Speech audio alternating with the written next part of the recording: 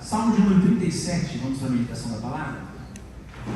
Salmo de número 37. Esse foi o salmo que nós ministramos na terça-feira passada. Nós lemos do verso 1 ao 4, e hoje eu quero ler apenas o verso 5 do Salmo 37. Você que estava aqui na semana passada vai lembrar que nós falamos a respeito de um Deus que satisfaz os desejos do nosso coração. Muito bem.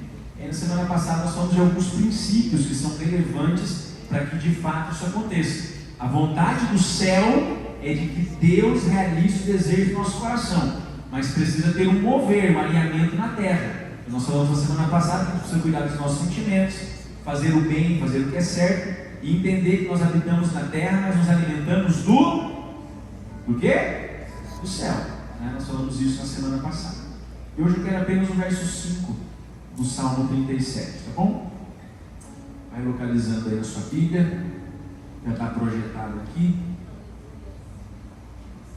Salmo de número 37, o verso é o 5, que diz assim: entrega o teu caminho ao Senhor, confia nele, e o mais ele fará. A gente pode fazer essa leitura todos nós juntos, porque está aqui na tela, é um texto curto, no 3, tá bom? Bem forte. 1, 2, 3. Entrega o teu caminho ao Senhor, confia nele, e o mais ele fará. Amém. Vamos orar? Feche os teus olhos só por um instante, por gentileza.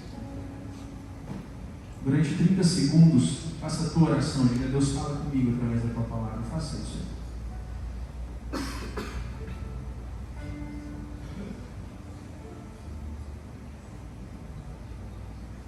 Aleluia. Senhor, estamos diante da exposição da tua palavra. Palavra santa, que provém de Deus que é todo santo. Palavra poderosa, que provém de um Deus que é todo poderoso. E palavra viva, que provém de Deus que é autor e consumador de toda vida.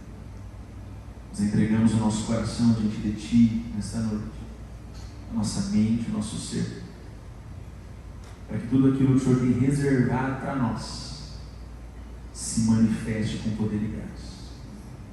Que o nosso entendimento se abra, e que nesse último dia onde nós estamos com a temática de um alinhamento daquilo que está reservado no céu se manifestando na terra, possa ser algo conclusivo nas nossas vidas.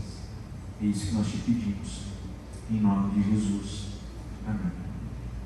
Na terça-feira passada nós falamos a respeito de um Deus que satisfaz o desejo do nosso coração, e hoje eu quero falar a respeito de uma vontade do céu para nós, que é Deus fazendo para a gente aquilo que a gente não consegue fazer. O salmista diz assim: eu vou entregar o meu caminho, vou confiar, porque o mais, aquilo que está além, o Senhor fará por mim. Há um mover no céu. Olha aqui para mim, preste atenção. Há um mover no céu da parte do Senhor, dizendo para mim e para você que tem coisas que ninguém pode fazer por nós, que nós mesmos não podemos realizar, mas que Deus tem toda a capacidade e vontade. Escute, que Deus tem toda a capacidade e vontade de realizar sobre as nossas vidas. Isso é muito importante que você entenda, porque Deus não tem apenas a capacidade de fazer, mas Ele tem o desejo, a vontade de realizar nas nossas vidas aquilo que a gente não consegue realizar. O mais Ele fará. O mais é aquilo aonde o meu limite se encontra. Eu não consigo ultrapassar, eu não consigo ir além, e ali o Senhor entra. Olha aqui para mim, essa é a vontade do céu. A vontade do céu é fazer com que aquilo que ninguém pode fazer, o que a gente está limitado para fazer, se realize, se torne realidade. Eu queria que você pensasse um pouco nesta noite a respeito daquilo que aparentemente para você é impossível. Você gostaria muito que realizasse, que acontecesse, mas parece ser impossível. Tem coisas, desejos da tua alma, do teu coração, desejos para esta vida aqui, para esta vida terrena. Tem coisas dos quais você gostaria que acontecesse, que parece que são impossíveis de acontecer. um bom relacionamento, a construção da sua casa, um negócio, um empreendimento, casamento dos sonhos. O que passa na tua mente que talvez do ponto de vista humano é impossível acontecer? O que é que de repente passa na tua mente que você tem plena convicção de que ninguém jamais poderia estender a mão na condição de dizer: eu vou fazer isso aqui para você? Impossível. O que de repente passa na tua cabeça que diz assim: eu sozinho jamais conseguiria fazer ou realizar? Aquilo que é impossível, aquilo que ninguém pode fazer, e aquilo que eu não consigo, do ponto de vista humano, realizar, é o que Deus está dizendo no texto para mim. Eu vou além, eu posso fazer para você. Mas o salmista está dizendo o seguinte: para que isso aconteça, a terra precisa se mover. Há necessidade de uma ação nossa. E é isso que nós temos trabalhado ao longo dessas 5 semanas. Um alinhamento entre o céu e a terra. Há uma disposição no céu de fazer aquilo que ninguém pode fazer, que nos nossos melhores e maiores sonhos talvez a gente pense que não tem como realizar. É isso que o céu quer promover para nós. Mas como que isso acontece de fato? Qual a condição que eu preciso estabelecer para que isso se torne realidade? E o salmista dá para nós pelo menos 2 condições. E está aqui, no verso que a gente acabou de ler. Entrega o teu caminho ao Senhor e confia nele. A primeira condição é a condição de uma entrega. E aqui muda radicalmente a nossa concepção do que é receber algo de Deus. Porque à medida que nós vamos promovendo um culto ao Senhor, nós vamos muitas vezes invertendo algumas relações que a Bíblia diz para nós que é de um jeito, e nós vamos criando um conceito que é de outro. Porque se eu falo assim, Deus quer satisfazer os desejos do teu coração. Se eu falo para você que Deus quer fazer aquilo que ninguém mais pode fazer por você, em primeira instância vem que Deus é um gênio da lâmpada mágica e tudo aquilo que eu pedi é obrigação dele de me dar. E nós vamos criando uma imagem, uma ideia de que vir a uma igreja, de participar de uma comunidade, de ter um relacionamento com Deus, é sempre a expectativa de ter alguma coisa que Ele pode ofertar para a gente. Mas o texto começa vindo na contramão. Ele diz assim: não, eu não vou te dar nada, pelo contrário, quero que você me entregue. Me entregue. Entregue o teu caminho. Entregue algo, ofereça alguma coisa. Não é sobre o que a gente vai ganhar, mas é sobre aquilo que eu posso entregar. Não é sobre aquilo que Deus pode me dar, mas é sobre aquilo que eu posso oferecer. E se nós começarmos a entrar nessa loucura de que todo o meu relacionamento com Deus é apenas na perspectiva do que eu posso ganhar, do que eu posso ter, eu estou tratando Deus como se fosse o gênio de uma lâmpada mágica. Então eu esfrego a Bíblia e faço 3 desejos. Mas a condição de um alinhamento do céu e da terra é: eu posso satisfazer os desejos do teu coração. Eu posso fazer por você aquilo que ninguém mais pode fazer, inclusive os teus sonhos mais impossíveis se tornarem realidade. Mas contudo, todavia, porém, entrega o teu caminho para mim, diz o Senhor. E entregar o nosso caminho é abandonar qualquer outro que não seja o dele. Vou repetir para você: entregar o nosso caminho é abandonar qualquer outro que não seja o dele. E eu preciso fazer um checklist da minha vida para que eu possa relembrar de qual é o caminho que eu estou andando, ou quais são os caminhos que eu estou percorrendo.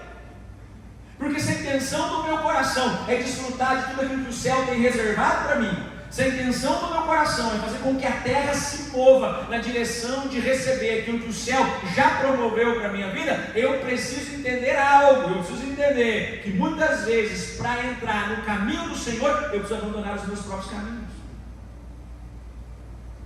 Preciso entregar os caminhos que talvez não são caminhos favoráveis, que não são caminhos positivos, que não são caminhos de graça, que não são caminhos de favor. Nem tudo aquilo que a gente faz é certo. Nem todo caminho que a gente anda nos conduz para mais próximo do Senhor. Nós precisamos mudar a nossa mente, precisamos mudar a nossa direção. Entregar o caminho ao Senhor consiste em uma mudança de pensamento. Há uma história narrada no Evangelho que é muito interessante, a chamada do apóstolo Pedro. Olha aqui para mim. Você lembra como se deu a chamada de Pedro? Vou relembrar. Diz que ele estava lavando as redes. Estava lavando as redes. Diz que Jesus chegou e pediu para que ele pudesse entrar em um dos barcos e perguntou de quem era o barco. Alguém disse: o barco é de Pedro, aquele sujeito que está lavando a rede. Posso entrar aqui? Já estou entrando, porque eu preciso ministrar a multidão. E diz o texto que Jesus começa então de cima do barco a pregar uma palavra. Ele começou a pregar uma mensagem para aquele povo que estava sentado ali na praia, e Pedro juntamente com ele no barco. E diz o texto do Evangelho de que após Jesus haver ministrado a palavra, preste atenção e não perca isso, diz que ele olhou para Pedro e falou assim: agora volta até o lugar aonde você pescou. Ora, você olha para o texto que até então não tinha tido nenhum tipo de conversa a respeito de ter pescado ou não pescado. Não tem nenhum tipo de negativa de Pedro, nós sabemos porque nós conhecemos o texto. Mas o texto anteriormente não fala, ele não fala para Jesus: eu pesquei e não peguei nada. Por que Jesus insiste com ele para voltar em algum lugar? Porque Jesus é um observador. Ele olha para Pedro e vê Pedro lavando as redes. E por que um pescador lava as suas redes? Quando ele pesca e a rede vem cheia de peixe, ele tira os peixes que foram colhidos na água. Mas quando ele não pega peixe nenhum, a rede vem cheia de sujeira. Então ele precisa fazer agora o tempo de limpar as redes. Jesus observa que aquele sujeito está frustrado. Porque muito mais do que criar uma expectativa de que viria peixe, além de não ter vindo peixe, ainda veio sujeira na rede. Ele arrastou aquilo e veio com peso, que não era o peso daquilo que ele esperava. E como eu morei na praia há algum tempo, e eu ajudei alguns pescadores a puxar a rede, porque era gostoso demais de manhã cedo você puxar uma rede e ganhar um peixinho, às vezes quando vinha alguma sujeira na rede, a malha da rede se rompia. E não bastava lavar a rede para tirar a sujeira, era preciso então fazer agora uma emenda na malha, restaurar a malha daquela rede, porque ela tinha se rompido. E muitas vezes, guardadas as devidas proporções, é isso que acontece com a gente. Na tentativa de solucionar um problema, na tentativa de satisfazer o nosso desejo, nós lançamos as nossas redes, e nem sempre vem aquilo que nós gostaríamos que viesse, e por vezes vem sujeiras, e por vezes vem coisas que rompem as nossas redes. Mas Jesus observa tudo isso. Ele olha, ele ministra a palavra, e diz para Pedro assim: ei, volta no lugar aonde você pescou. E Pedro fala assim: mas eu não peguei nada a noite inteira, eu não consegui pegar nada. Mas tudo bem, sob a tua palavra eu voltarei e lancei as redes. Qual palavra? A palavra de ordem de Jesus, volta lá, é muito mais do que isso, é uma mensagem que foi pregada. Olha aqui para mim, alguém sabe o que Jesus pregou naquele dia? Nenhuma passagem bíblica diz qual foi a mensagem de Jesus em cima daquele barco. Nós não sabemos qual foi a mensagem, não sabemos qual foi o título dela, nem a temática dela. Será que Jesus falou sobre motivação? Falou sobre perseverança, sobre insistência, sobre amor ao próximo? Qual foi a mensagem de Jesus em cima daquele barco? Nós só saberemos na glória, mas uma coisa eu posso afirmar para você: aquela mensagem foi tão impactante que fez com que um homem frustrado e decepcionado voltasse ao lugar da sua derrota, para que ali ele pudesse ter a pesca mais maravilhosa de toda a sua vida. Você sabe o que é mais interessante do texto? É que Pedro, sobre a palavra de Jesus, volta. Ele enche o barco de peixe. O texto fala que as redes estavam quase se rompendo e o barco quase indo a pique. Ele precisou fazer sinais aos outros barcos para correrem para a água, para que ele pudesse compartilhar dos peixes. Pedro fica apavorado e fala assim: por favor, afasta-te de mim, eu sou um homem pecador, o Senhor é muito santo para estar aqui no meu barco. Não... Pai, fica tranquilo, fica apavorado não. Até agora você foi pescador de peixe, mas a partir de agora você será pescador de homens. E o texto termina assim: e lançando eles a rede fora, seguiram Jesus e largaram tudo. Isso é entregar o caminho para o Senhor. Isso é entregar o caminho. É a partir de um chamado de Deus, largar tudo para seguir Jesus. Entregar o nosso caminho para Deus é uma visão muito mais ampliada do que é reino, do que é a mensagem do Evangelho. Nós perdemos tanto tempo na nossa vida, e por isso talvez o céu não se alinhe com a terra, porque nós estamos tão envolvidos com esta terra e com as coisas desta terra, que nós nos esquecemos que a prioridade nossa não é aqui, a prioridade nossa é o reino. Que a prioridade nossa não é nos preocuparmos com as nossas frustrações ou com aquilo que deu errado nas nossas pescas, mas a nossa prioridade é olhar para aquele que nos chamou, segui-lo e continuar adiante, porque aquilo que ele tem prometido para nós, ele é fiel para cumprir. Mas muitas vezes nós ficamos dando volta em círculos, como aquele povo hebreu, durante 40 anos no deserto, preocupado com coisas pequenas, preocupado com meticulosidades, preocupado com o que o outro disse ou com o que o outro falou, o que aconteceu na semana passada, o que vai acontecer no ano que vem. Esse tipo de coisa não tem que tomar conta da nossa mente. Nós não somos daqui, nós somos do céu, e é um Deus que diz para nós: se você me seguir, fique tranquilo, que tudo aquilo que você não pode fazer, eu vou fazer por você.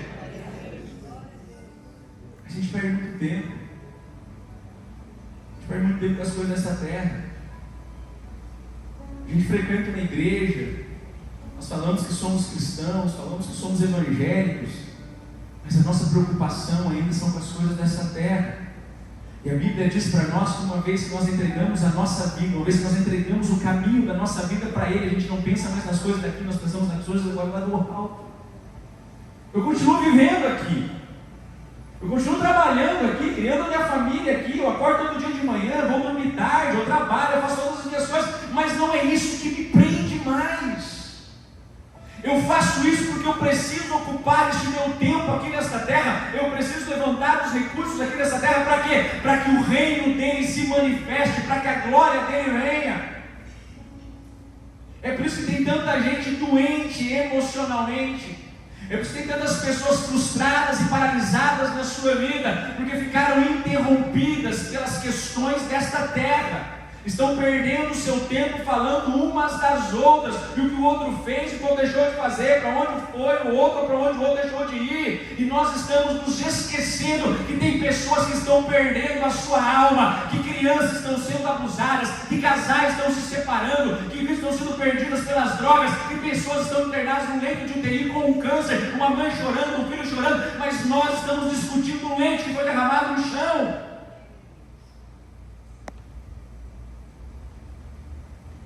Discutir se a panqueca da cantina R$10 é muito caro. Não tem a ver com uma panqueca, tem a ver com o dinheiro que é aplicado no reino. Mas enquanto eu ficar preocupado se a cantina custa R$10 ou custa 15, eu não estou entendendo o que é reino. Sabendo que todo recurso que está entrando naquela cantina é para o reino de Deus. Mas eu estou preocupado com os R$10. Estou preocupado com o que o outro disse de mim na semana passada. Estou preocupado porque o fulano não me olhou mais na rua. Estou preocupado porque o dólar subiu ou porque a bolsa caiu. Não é isso que governa mais a minha vida. Eu estou aqui. Tem coisas das quais eu preciso me relacionar enquanto eu estou aqui. Mas não é isso que governa a minha vida. O cara não pegou peixe. E quando ele pegou o peixe, ele abandonou o peixe. Porque o que importava para ele não era o peixe, mas era aquele que tinha dado para ele o peixe. O que importava para ele não era voltar mais uma vez ao barco pescar, o que importava para ele é seguir aquele que o chamou, e entender que muitas vezes, para desfrutar do mais que aquilo que a gente não consegue fazer, é preciso entregar totalmente o nosso caminho a Ele, é preciso segui-lo sem reservas, é preciso entender que o reino de Deus é muito maior do que as coisas terrenas, é preciso valorizar muito mais aquilo que é eterno do que aquilo que é passageiro. E muitas vezes nós corremos o risco de perder uma vida na eternidade por um momento de prazer nesta terra, por um momento de felicidade do corpo. Muitas pessoas perdem uma vida na eternidade. E a Bíblia diz assim que um dia a nossa senha chegará. Nós teremos que prestar conta dos nossos dias, de todas as palavras que nós professamos e falamos, e dos frutos dos quais a gente produziu. Meu irmão, não quero que você seja um bitolado, porque eu também não sou. A gente compra, a gente vende, a gente constrói, a gente faz, a gente troca de casa, a gente reforma a nossa casa, a gente paga o aluguel, a gente paga a água, a gente paga a luz, a gente trabalha. Ok, tudo bem, não tem nada de errado nisso. O que eu não posso permitir é que isso tome conta do meu coração, que estas coisas aqui me envolvam de tamanha maneira que o rei está nos convidando para um casamento e nós estamos dizendo para ele que não temos tempo de ir. Porque a parábola do reino é essa. E eis que o rei foi fazer as bodas de casamento do seu filho e começou a mandar convites para as pessoas que estavam ao seu lado. E as pessoas diziam: eu tenho uma data para cuidar, eu tenho uma fazenda para arar, diga para o rei que eu não tenho tempo para ele. Não é que você não pode arar a tua terra, não é que você não pode, mas agora o rei está te chamando, agora a prioridade é o reino.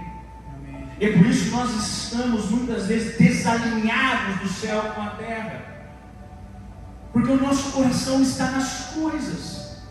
E por isso talvez as coisas não encontram a gente. Meu irmão, meu irmão, entenda uma coisa: quando você não amar mais aquilo, aquilo vai cair no teu colo. Quando você não for preso mais aquilo, aquilo se torna disponível para você. Não é à toa que Jesus disse para os discípulos: estão ansiosos e preocupados com o quê? Com o que havia de comer, com o que havia de beber? Olha os lírios do campo, olha para os pássaros do céu. Contudo, todavia, porém, não julga que lhes faltou nada. E olha, pássaro do céu e lírio do campo não é tão importante como vocês. Vocês acham que eu vou deixar faltar alguma coisa para vocês? Mas busquem em primeiro lugar o meu reino e a minha justiça, porque todas as outras coisas vão ser um acréscimo na vida de vocês.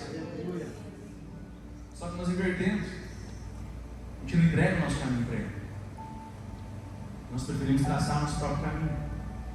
E por isso vivemos uma vida toda, 70, 60, 80 anos, vendo a vida passar, sem desfrutar da plenitude que o céu tem reservado para nós. Nós ficamos muito mais com os nossos olhos fixos naquilo que é da terra do que aquilo que é no céu. A segunda coisa que ele diz é: confie nele. Entrega o teu caminho para o Senhor e confie nele. Confiar não é para qualquer um. E a gente também não confia em qualquer um. Mas confiar é um princípio de um relacionamento íntimo com alguém.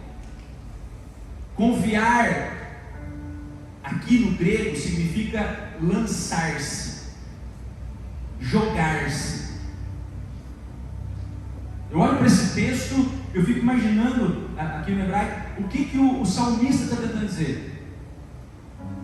Como que ele diz assim: confiar no Senhor a ponto de se jogar nos braços dele? E quem é pai e quem é mãe aqui sabe o que eu estou dizendo. É você colocar o teu filho de 2, 3 anos em cima do muro e falar assim: se joga no colo do pai. A criança não tem medo nenhum, ela se joga porque ela confia que o pai vai segurar. É a confiança que nós falamos aqui no domingo, de um homem chamado pai da fé, Abraão, sendo posto à prova. Entrega para mim o teu único filho, o filho que você ama, entrega para mim, Abraão. Mas Senhor, o que vai acontecer? Abraão em nenhum momento titubeou. Por quê? Porque ele sempre confiou na provisão do Senhor. Só que nós estamos sempre na expectativa de ver alguma coisa acontecer para nos lançarmos. Eu quero que ao meu redor tudo esteja favorável. Não basta o pai estar de braços abertos. Ei, olha aqui para mim. Não basta o pai estar de olhos abertos para me segurar. Eu quero saber se tem uns colchonetes aqui. Eu quero saber se tem mais 4, 5 pessoas ali. Eu quero saber se eu tenho paraquedas aqui. Eu quero saber se tudo de arcabouço necessário está ao meu redor para me proteger. Isso não é se lançar. Isso não é confiar. Isso é ainda estar amparado por recursos humanos. Confiar no Senhor é você, independente das circunstâncias, dizer para Ele: Deus, eu não estou vendo os teus braços, mas o Senhor disse que é para eu confiar, eu vou me lançar. Eu creio que o Senhor vai fazer. E nós falamos aqui no domingo, estava lá Abraão subindo com Isaac. Irmãos, o texto fala que demorou 3 dias para subir nas proximidades do Monte Moriá. Eu fico imaginando aquele pai olhando para o filho.